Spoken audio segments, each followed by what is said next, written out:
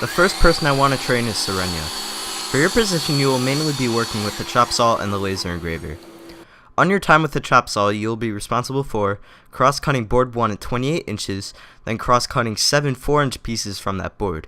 You will do this twice, and these parts will be labeled as parts A and D. In addition, you will cross-cut 3 4-inch pieces from the remaining board 1. This will become part E. Next, you will cross-cut a 16-inch section from board 2 and cross-cut it into 4 4-inch pieces. This will also become part E. Next, you will also be responsible for cross-cutting a 16-inch section from board 2 and cutting out 12 3.5 by 4-inch sections. This will be part F.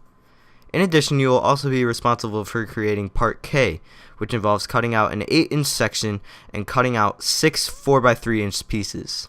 Next, you will be creating part I and starting to create part G. For part I, you will need to cross-cut board 2 at 31.5 inches, then cut 7 4.5 by 7-inch sections after ripping with the table saw is done.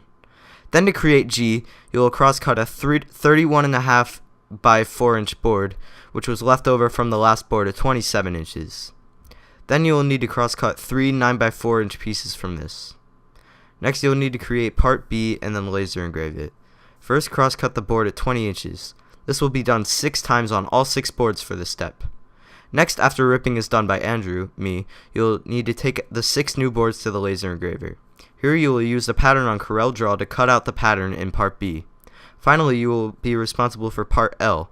With a rectangle cut out from the laser engraver, place it back in the laser engraver and engrave the last names on it for added personalizability. The next worker I want to train is Delaney. After Serenia laser engraves, your position will be taking over the chop saw for the rest of the project.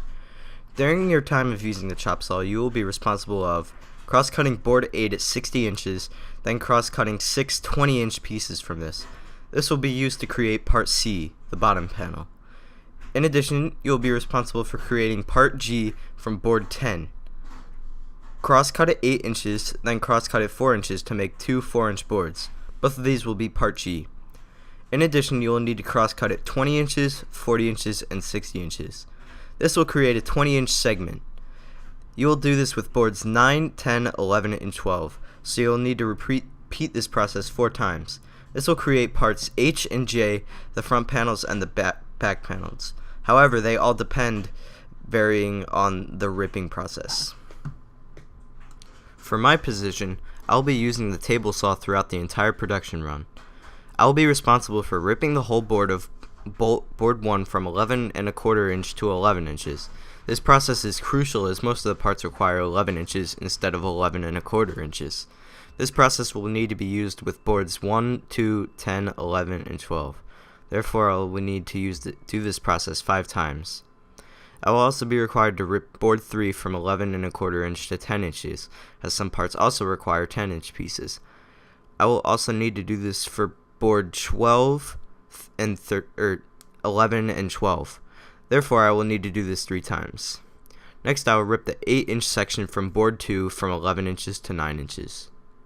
In addition, I will also need to rip between parts I and G.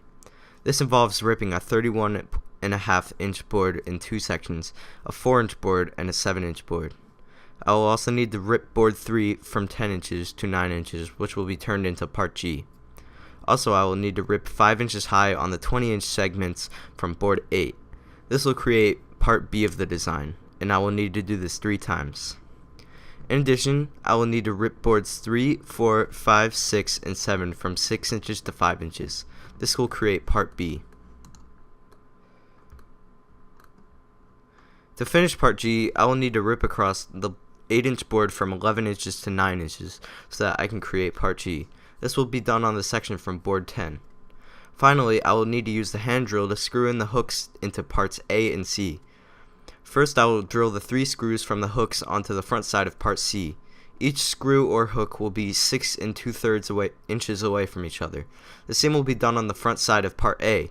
However, I will be using the 3 2/3 inch between each screw this time.